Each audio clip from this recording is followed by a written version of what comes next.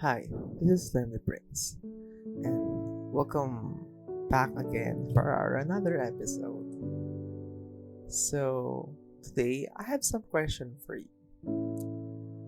Um, ano ba kalimitan ng pinaka-main na nakikita natin? Or, kumbaga, ano ba yung pinaka-first thing na nilulook forward natin in terms of looking someone? Looks ba? Personality ba? Or yung maturity? Siyempre, una natin kino-consider ang looks ng isang tao. Or siyempre, doon magiging siyempre basis sino ba naman ang hindi pipili na isang pogi, gwapo, o kaya maganda. Like, kumbaga may itsura. Sino ba naman na hindi ka kiligin kapag nakakita ka ng taong good looking or cute? Diba? Like, kumbaga yun ang nagiging basis natin in terms kapag gusto natin makahanap ng someone. Kasi halos lahat is ganun yung kumbaga, it's the first thing na para makahanap ng someone na papasa sa atin. Or kumbaga, first na, kunwari nagkaka-crush, di ba? Kapag nakakita ko ng maganda or nakakita ko ng gwapo na tao, syempre nakaka-crush. Kumbaga, hinahangaan mo yung kanyang looks, hinahangaan mo yung kanyang beauty. Kasi talaga, may dating naman talaga. Pero, kapag nasa seryosong bagay na, kumbaga, nasa form as love na yung pinag-uusapan. Are we depending only on the looks? Sinasabi natin, gwapo o maganda naman, basta gwapo o maganda, okay na yun. And today, pag-uusapan natin is, di ba, may sinasabi tayong looks over personality. Looks or personality.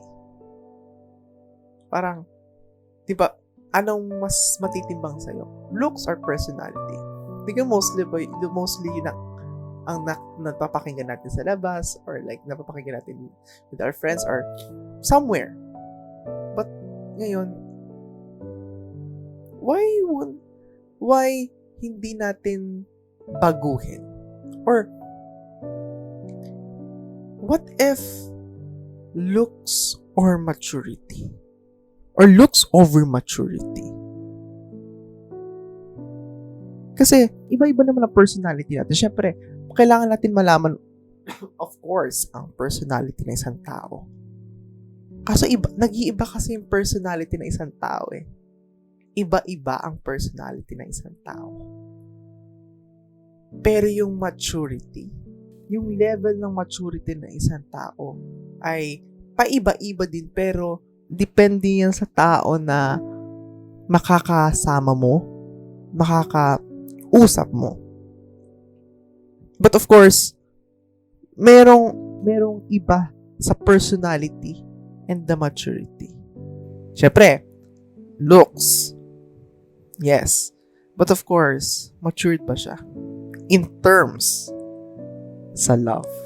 Kasi, kung ikaw ay seryosong tao pagdating sa love, and you want a matured relationship, you really want a matured relationship, kaya siguro, hirap ka na makahanap ng perfect guy or perfect girl na papasok sa buhay mo. It's because you really wanted to have a matured relationship. And ayaw mo na pogi nga, maganda nga, pero bobo naman sa pag-ibig. Matalino nga. Sabi natin, matalino. sabihin natin, shit, matalino siya. Nasa kanya na lahat. Kumbaga, maganda na nga, o pogi na nga, matalino pa, o sabihin natin mayaman na nga, nasa kanya na lahat. Pero ang tanong, matured ba siya? Kasi, the way, sabi ko nga, kung hindi naman matured ang isang tao, kung hindi naman, kumbaga, bobo pa siya sa pag-ibig, he can't handle things, or he can't explain as well yung mga bagay na seryosong bagay. And may mga bagay na it's very uncomplicated. Kumbaga, hindi kayo magkatugma. Or kumbaga, sabihin natin yun nga, immature nga.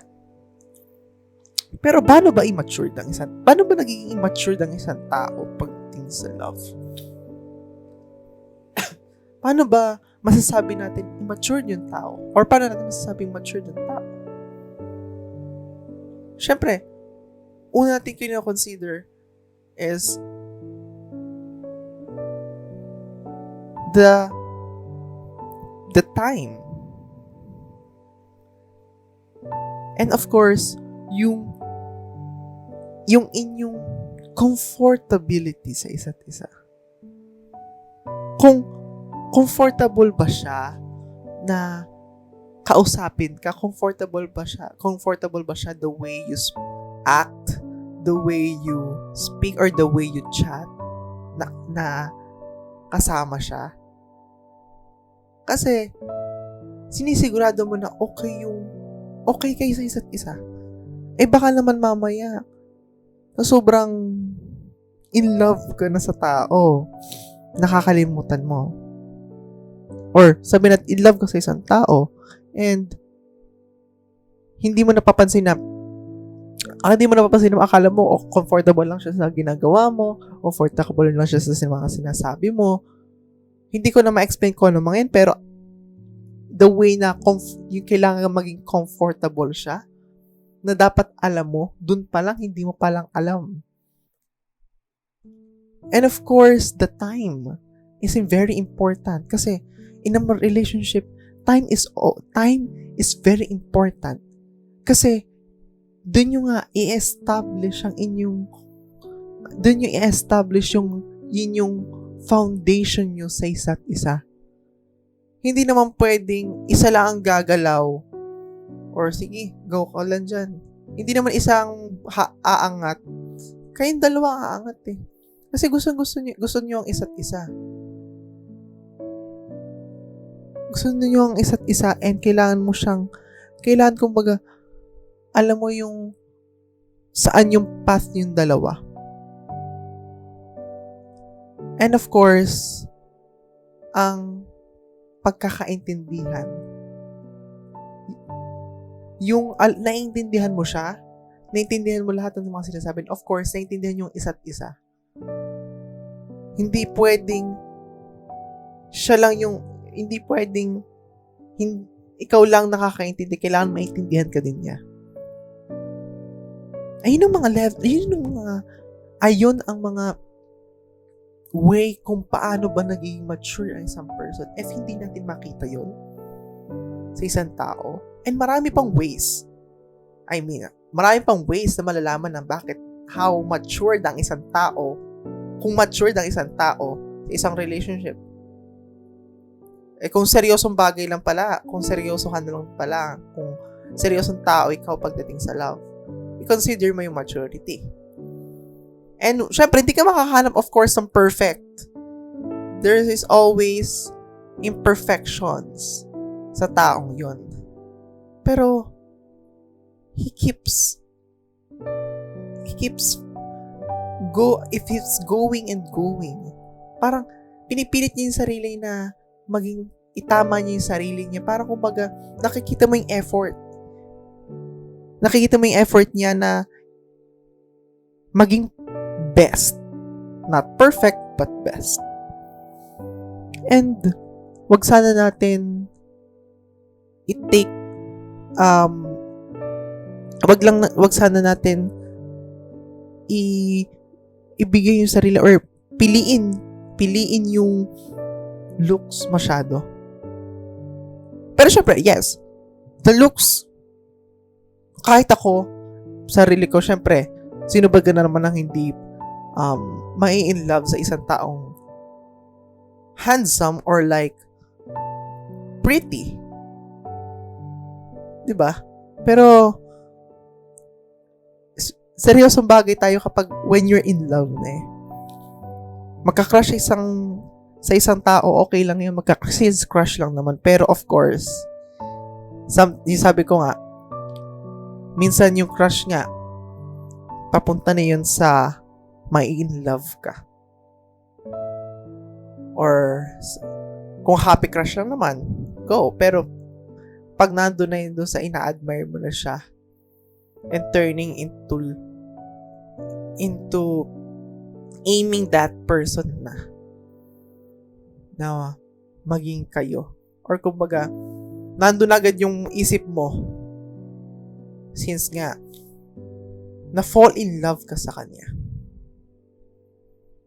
Kaya, looks or maturity.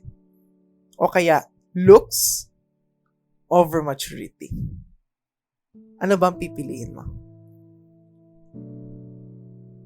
The way maganda or gwapo siya, pero bobo naman sa pag-ibig? He has the looks or he or she has the looks, matalino, mayaman, lahat na. Pero he or she is not great sa love. O kaya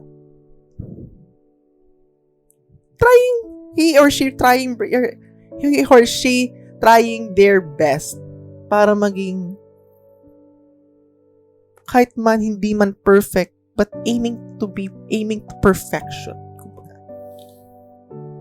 And I hope sana, wag naman sana na pipiliin lang yung looks kasi guwapo or maganda siya lang. And that's it. That's it for our episode today. I hope this will be the reminder for all na pagdating sa love is dapat seryoso tayo. Hindi to basta-basta na pitik-pitik-pitik lang or like and sabi ko, nasasaktan ang ating puso. At wag natin hayaan na lagi nasasaktan ang ating puso. Wag lagi natin hayaan na nasasaktan yung ating sarili dahil sa pagiging immature natin sa love. Maging seryoso tayo. Hindi basta-basta ang love. Help ourselves. Wag natin hayaan na yung pagiging immature natin or kumbaga yung pagiging immature ng isang tao ang magdadalas lang sa'yo sa pagiging immature mo din. Be matured sa pagpili ng mamahalin mo. Huwag ka basta-basta mamahal na isang tao dahil sa looks lang or dahil sa nakikita mo lang. Tingnan mo din yung taong yun deeply. Huwag ka basta-basta mafo-fall. Make sure na when you have someone, kapag meron kang, pag siya na yung tao, it will be the last na. Pero syempre, di natin alam ko ano mangyari sa future, kumbaga. Yun lang, that's it. So that's it. So, I hope that you learn so much, kahit pa paano man. Pero ikaw pa rin na makakapag-decide ng lahat. So, follow us on Twitter at LiamNiPrince11. Also to our Spotify and other digital platforms. You can hear our podcast to all digital platforms in podcast. So, that's it. I hope so you learn so much kahit pa paano. Only here on Spotify Podcast. Have a good night.